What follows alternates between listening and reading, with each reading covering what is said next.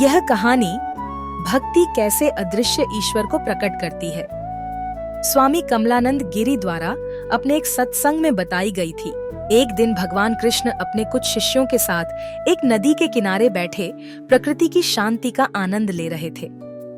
कुछ समय बाद एक शिष्य ने प्रश्न किया, भगवान कृष्ण, क्या आप हमें बता सकते हैं कि सच्ची भक्ति क्या है? एक सच्चा भक्त वास्तव में भक्ति का अभ्यास कैसे करता है? श्री कृष्ण हमेशा आध्यात्मिक अवधारणाओं को समझने में अपने शिष्यों की सहायता करने में रुचि रखते थे। इसलिए उन्होंने उस शिष्य से कहा, तुम नदी पर जाओ और नदी के तल से एक पत्थर उठाकर मेरे पास ले आओ। शिष्य ने वैसा ही किया और एक छोटा सा पत्थर लाकर श्री कृष्ण को दे दिया। श्री कृष्ण ने कहा, देखो, यह पत्थर बाहर से कितना गीला है। अब इस पत्थर को 2 टुकड़ों में तोड़ दो। शिष्य ने एक बड़ा पत्थर उठाया और उससे उस पत्थर को आधा तोड़ दिया। श्री कृष्ण ने कहा, देखो, यह पत्थर बाहर से गीला होने पर भी अंदर से एकदम सूखा हुआ है। यह उन भक्तों की तरह है जो केवल बाहरी तौर पर ईश्वर के प्रति भक्ति और प्रेम से ओत-प्रोत होते हैं, और केवल तभी तक जब तक वे आध्यात्मिक वातावरण में आदर्श परिस्थितियों में रहते हैं। उनका भीतरी भाग अप्रभावित ही रहा है, पूरे समय शुष्क ही रहा है, और जिस क्षण उन्हें उस आध्यात्मिक वातावरण से हटा दिया जाता है, उनकी भक्ति लुप्त हो जाती है। शिष्य ध्यान से सुन रहे थे। तब श्री कृष्ण उठे और नदी के पास गए और अपने पीतांबर के किनारे को पानी में डुबो दिया।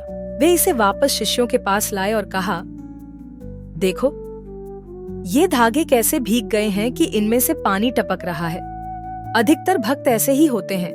वे भक्ति से ओत-प्रोत हैं, ईश्वर के प्रति प्रेम से सराबोर, परंतु जैसे ही मैं अपना पीतांबर पानी से बाहर निकालूंगा, हवा उसे सुखा देगी और कुछ देर में पानी का कोई अंश भी नहीं रहेगा।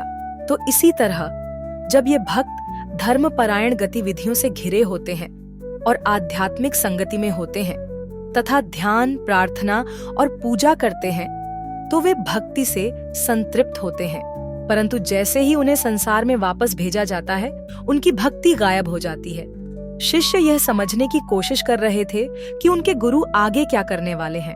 एक क्षण बाद श्री कृष्ण ने एक शिष्य को चीनी की एक गांठ दी और कहा, जाओ और इसे पानी में फेंक दो। शिष्य ने वैसा ही किया। फिर 1 मिनट के बाद श्री कृष्ण ने कहा, जाओ और उसे ले आओ। शिष्य ने जाकर देखा, परंतु चीनी तो पानी में घुल चुकी थी और कहीं नहीं मिली। श्री कृष्ण ने कहा, एक सच्चा भक्त ऐसा ही होता है। वह अपने अहंकार को भगवान में विलीन कर देता है। फिर कोई अलगाव नहीं रह जाता है, वे एक हैं। ऐसे ही वीडियो देखने के लिए इस चैनल को सब्सक्राइब करें। जय जय श्री राधे।